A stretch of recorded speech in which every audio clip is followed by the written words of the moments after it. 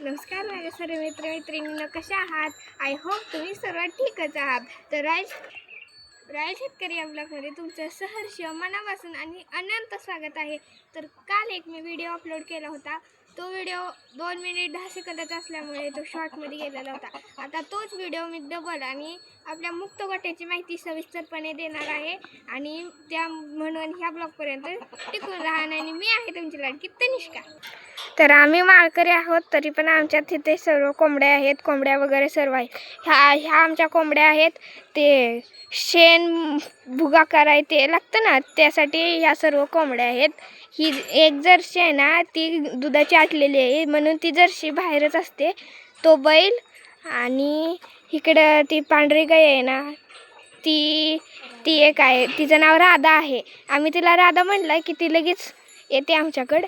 आणि मग इकडे 8 गाया आहेत दुधाच्या, ह्या 8 गाया. आणि तिथे एक गिरगाय, तांबडी गाय म्हणतात त्याला, पण आम्ही तिला गिरगाय म्हणतो. आणि पलीकडे 2 म्हशी आहेत. आणि ती रूम दिसते ना, ती आहे आमची वैरण कुटायची रूम. आणि तिथं गेट आहे, त्यात गेटमधनं बाहेर जायचं. आणि नंतर आणखी ती शेरडांची रूम आहे, ती कोंबड्यांची रूम. आणि तिथे आमचा गडी राहतो, पण तो आता त्यांच्या गावाकडची लग्न आहेत त्यामुळे तो गेला. आता तिथे कोंबडी बसवून ते पिले काढतात ना, ती जाळी आहे तिथे. आणि ही एवढं कोंबड्या, ही मोटर. तर हा आहे आमचा पूर्ण मुक्त गोठा.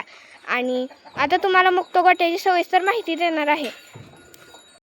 तर ह्या ज्या दूध देणाऱ्या गायी आहेत त्या आता म्हणजे सकाळी लवकर उठून ह्यांना पहिल्यांदा मुरघास टाकायचा. मुरघासाच्या गोण्या आहेत थोड्या बाहेर, त्याच आणून मुरघासाच्या गोण्या टाकायच्या, पेंड टाकायची आणि नंतर वैरण टाकायची, पाणी पाजायचं आणि मग लगेच धारायला सुरुवात करायची. म्हणजे रात्रभर गाया बाहेरच असतात आणि आत घेऊन धारायला सुरुवात करायची.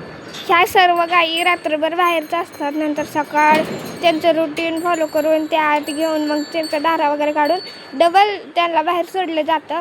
आणि मग ती दिवसभर बाहेरच असतात. आता गायी दिवसभर बाहेरच असल्यामुळे त्यांना आता जास्त खूप उन्हाचं टेम्परेचर आहे ना, त्यामुळे त्यांना बसायला ही आम्ही छोटी नारळाची झाडे, परत एक पेरूचं झाड लावलेलं नाही, सीताफळाचं होतं, पण ते खूप दिवस झालं ते त्याला व्हायरस झाला आहे त्यामुळे ते ही झालं आहे. पण ती असंच सावलीला जरा झाड ठेवलेलं आहे. ते पलीकडचं झाड आहे ना, ते आंब्याचं आहे. आणि ह्या ज्या कुंड्या दिसतात, ह्या कुंड्यात पाणी असते. म्हणजे गाया दिवसभर बाहेरच असतात ना, मग त्या पाणी वगैरे पितात जर त्यांना तहान लागली की. त्यांच्या मनानंच असतं सर्व. आणि हे पाणी पितात. आणि पाणी प्यायचं झालं की त्यांना भूक लागली की मग ही दावण असते ती पूर्ण भरलेली असती. मग सगळ्या गाया इथं खातात, पाणी पितात आणि मग निवांत अशा सावलीला झोपलेल्या बसलेल्या असतात. आणि नंतर जेव्हा त्यांचा टायमिंग होतं ना, म्हणजे 4 वाजता त्यांचा टाईम होतो, मग त्या मनाने ओरडतात. मग त्यांचं रुटीन डबल तेच रुटीन रोज असतं. आता काय आहे, आम्हाला उन्हाळी सुट्टी लागली ना, त्यामुळे आता आम्ही आईला आणि वडिलांना गोट्यात मदत करायला आम्ही येतो.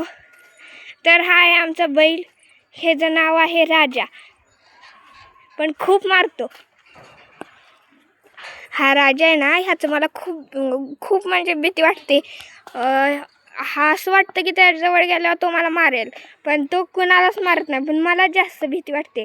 आता बघा, हा माझ्यापेक्षा लहान भाऊ आहे, तरी तो त्याला पाणी दाखवायला आलाय. तर बघा, हा काय सुद्धा करत नाही, मारत नाही, पण मला जास्त भीती वाटते. मला त्याच्याजवळ अजिबात जावं वाटत नाही. तर असा आहे आमचा संपूर्ण गोठा, पाहू शकता तुम्ही.